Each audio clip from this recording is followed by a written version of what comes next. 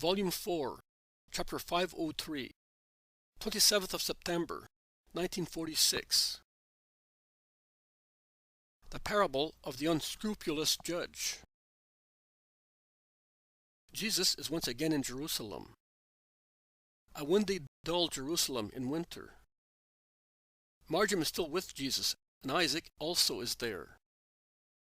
They are speaking while going to the temple. Joseph and Nicodemus are with the 12, speaking to the zealot and Thomas more than to the others. They then part, and when passing before Jesus, they greet him without stopping. They do not want to enhance their friendship with the Master. It is dangerous, hisses the Iscariot in Andrew's ear. I think that they do that with an honest thought, not out of cowardice, replies Andrew, defending them. After all, they are not disciples, so they can do that. They have never been disciples, says the zealot. No, I thought. Not even Lazarus is a disciple, neither is. But if you go on excluding, who will be left? Who? Those who have the mission of disciples. And the others, then, what are they? Friends. Nothing but friends. Do they perhaps leave their homes, their interests, to follow Jesus? No. But they listen to him with pleasure, and they give him assistance, and... Well, if that's the case, also the Gentiles do it. Do you know that near Nike's house we met people who had provided for him? And those people are certainly not disciples. Don't get excited. I was saying so just for the sake of speaking. Are you so anxious that your friends should not appear to be disciples? I think that you should want the opposite. I am not getting excited, and I do not want anything. Neither do I want you to harm them, saying that they are his disciples. How can I say that to anybody? I am always with you. Simon Zealot casts such a severe glance at him that Judas's giggle dies on his lips, and he deems it wise to change subject by asking, "What were they wanting, today, to speak to you thus?" They found a house for Nike, near the market gardens, near the gate. Joseph knew the owner, and he was aware that he would sell if he got a good price. We will let Nike know. How anxious she is to throw away money. It is her money, and she can do what she likes with it. She wants to be near the Master. She thus complies with the will of her husband and with her own heart. Only my mother is far away, exclaims James of Alphaeus with a sigh. And mine, says the other James. But not for long. Did you hear what Jesus said to Isaac, John, and Matthias? When you come back at the new moon of Shabbat, come with the women disciples, in addition to my mother. I do not know why he does not want Marjam to come back with them. He said to him, "You will come when I send for you." Perhaps because he does not want Porphyria to be left without help. If no one goes out fishing, they have no food up there. Since we do not go, Marjam has to go. A fig tree, a beehive, a few olive trees, and 2 sheep are not enough to keep a woman, to dress her and feed her, remarks Andrew. Jesus, leaning against the enclosure wall of the temple, watches them coming. Peter, Marjam, and Judas of Alphaeus are with him. Some poor people get up from the slabs placed on the road going towards the temple, the one coming from Zion towards Moriah, not that coming from Ophel to the temple.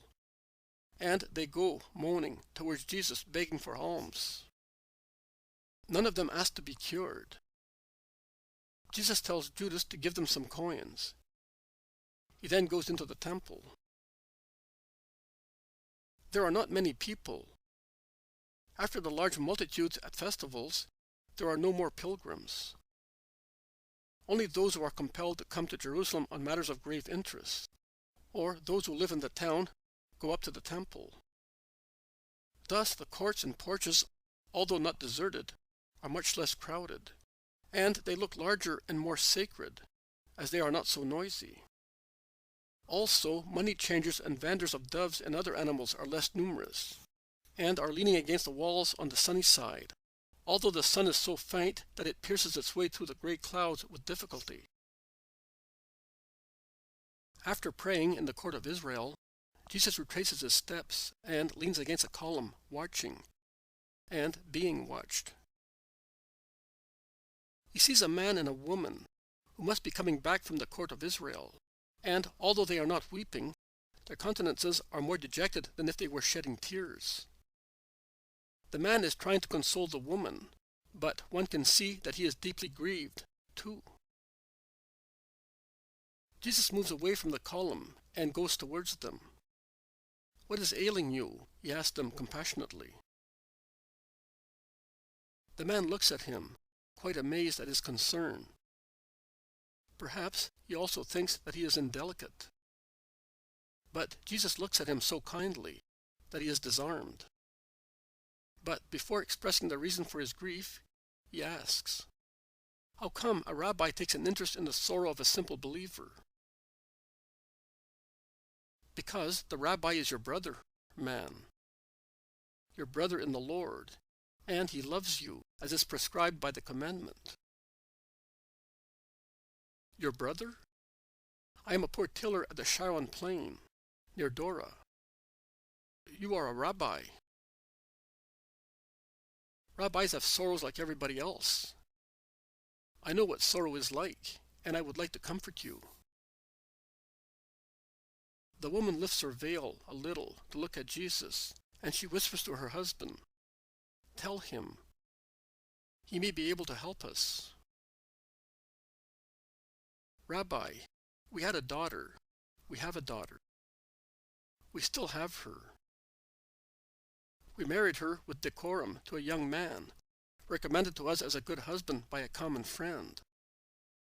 They have been married 6 years, and have had 2 children. 2 only, because later their love passed off, so much so that her husband now wants to divorce her. Our daughter weeps and is wasting away with grief. That is why we said that we still have her. She will die broken-hearted before long. We have tried everything to persuade her husband, and we have prayed the Most High so much. But neither of them has listened to us. We came here on pilgrimage just for that, and we have been here for a full month. We have come to the temple every day. I to my place, my wife to hers. This morning, a servant of my daughter brought us the news that her husband has gone to Caesarea to send her a writ of divorce from there. And that is the answer that our prayers have received." "Don't say that, James," implores the wife in a whisper. And she adds, with a sigh, "The rabbi will curse us as if we were blasphemers, and God will punish us. It is our sorrow. It comes from God. And if he struck us, it means that we deserved it." "No, woman, I will not curse you, and God will not punish you. I tell you, as I tell you that it is not God who gives you this sorrow, but man. And God allows it to test you and your daughter's husband. Do not lose your faith, and the Lord will hear you." "It is late. Our daughter has been repudiated and dishonored by now, and she will die," says the man. It is never too late for the Most High. In a moment, and because of a persistent prayer, he can change the course of events. Between the cup and the lips there is still time for death to thrust its dagger in, and thus prevent him who has taken the cup to his lips from drinking of it. And that through the intervention of God. I am telling you, go back to your places of prayer and persist today, tomorrow, and the day after tomorrow. And if you can have faith, you will see the miracle.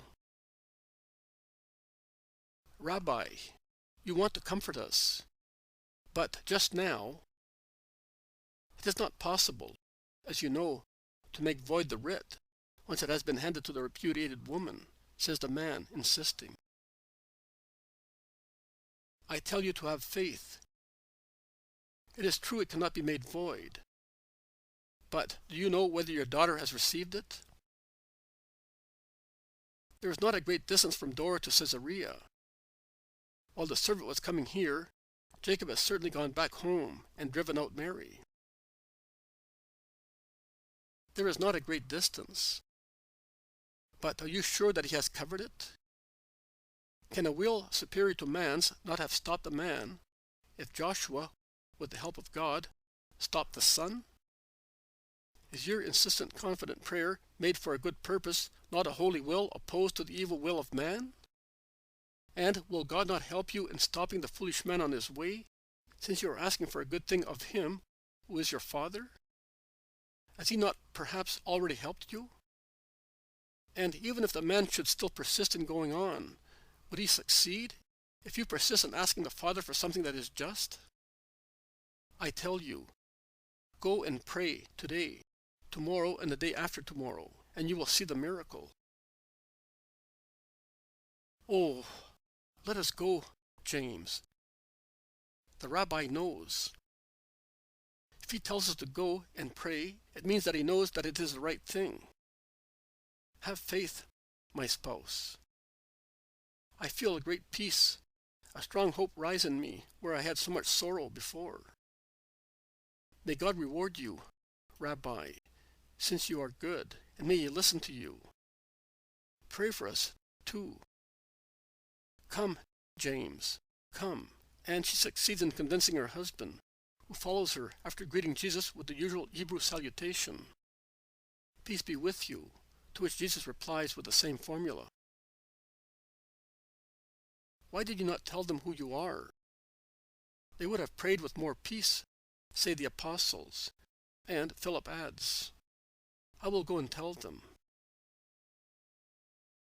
But Jesus holds them back, saying, I do not want that. He would, in fact, have prayed with peace, but with less value and less merit. As it is, their faith is perfect and will be rewarded. Really?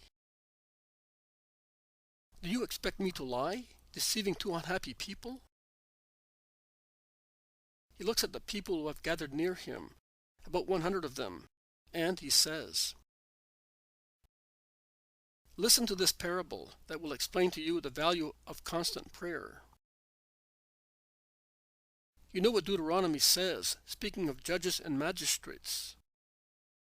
They should be just and merciful, listening with impartiality to those who have recourse to them, always judging as if the case that they have to judge were a personal case of their own, without taking into account gifts or threats, without being partial to guilty friends, and severe with those who are at variance with the judge's friends.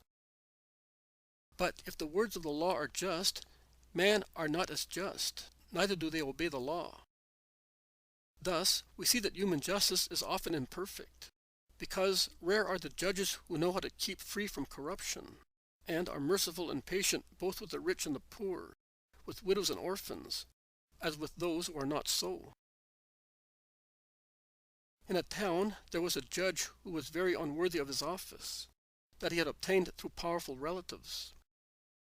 He was most unfair in judging, as he was always inclined to say that the rich and mighty ones, or those recommended by rich and powerful people, or those who bribed him with rich gifts, were right. He did not fear God, and he derided the complaints of poor and weak people, because they were lonely and without strong supporters. When he did not want to listen to a man who had such evident reasons to prevail over some rich person that he could in no way decide against him, He had him driven away from his presence, threatening to put him in prison. And most people suffered his violence, withdrawing as if they had been defeated, and resigned to defeat even before the case was debated. But in that town there was also a widow with many children, and she was entitled to receive a large sum of money from a mighty man, for works done by her dead husband for the rich man. Urged by need and motherly love, she had tried to obtain from the rich man the sum of money which would enable her to feed her children and clothe them in the oncoming winter. But when all her requests and entreaties to the rich man became vain, she applied to the judge. The judge was a friend of the rich man, who had said to him, "If you admit that I am right, 1/3 of the amount will be yours." So he turned a deaf ear to the words of the widow, who begged him, saying, "Do me justice against my opponent. You know that I am in need. Everybody can tell you that I am entitled to that amount." He did not listen to her, and had her expelled by his assistants. But the woman went back once, twice, 10 times, in the morning, at the 6th, at the 9th hour, in the evening, without ever tiring. And she would follow him in the streets, shouting, "Do me justice. My children are hungry and cold, and I have no money to buy bread and clothes for them." She waited for him at the door of his house when he went home to sit at the table with his children. And the cries of the widow, "Do me justice against my opponent, because my children and I are cold and hungry," could be heard even inside the house, in the dining room, in the bedroom, during the night, as insistent as the cry of a hoopoe. "Do me justice, if you do not want God to strike you. Do me justice." Remember that widows and orphans are sacred to God, and woe to those who oppress them. Do me justice if you do not want to suffer one day what we are suffering now. The cold, the hunger we are suffering, you will find them in the next life if you do not do me justice. You mean man. The judge feared neither God nor his neighbor, but he was tired of being continuously molested, of seeing that he had become the laughingstock of the whole town because of the widow's persecution, and that many people blamed him. So one day he said to himself, "Although I do not fear God, or the threats of the widow, or the opinion of the people, yet, to put an end to so much trouble, I will listen to the widow and do her justice by compelling the rich man to pay, providing she stops persecuting me and gets out of my way." And he sent for the rich friend and said to him, "My friend, it is impossible for me to satisfy you. Do your duty and pay, because I cannot put up any more with being molested because of you. That is my decision." And the rich man had to pay the sum according to justice. That is the parable. It is now for you to apply it. You have heard the words of a wicked man, "I will listen to the woman to put an end to so much trouble." And he was a wicked person. But will God, the very good Father, be inferior to the bad judge? Will he not do justice to those sons of his who invoke him day and night? And will he keep them waiting so long for the grace that their depressed souls stop praying? I assure you, you will do them justice at once, so that their souls may not lose faith.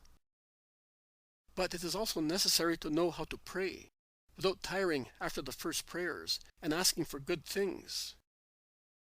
And you must rely also on God, saying, "But let that be done, what your wisdom sees is more useful to us." Have faith. Pray having faith in prayer, and faith in God, your Father. And he will do you justice against those who oppress you, whether they are man or demons, diseases or other calamities. A persevering prayer opens heaven, and faith saves the soul in whatever way the prayer is heard and answered. Let us go. And he sets out towards the exit. He is almost outside the enclosure when, raising his head to look at the few people following him, and at the many indifferent or hostile ones watching him from afar, he exclaims sadly, "But when the Son of Man comes back, will he still find faith on the earth?" And with a sigh, he envelops himself more tightly in his mantle, and strides away towards the off-felled suburb.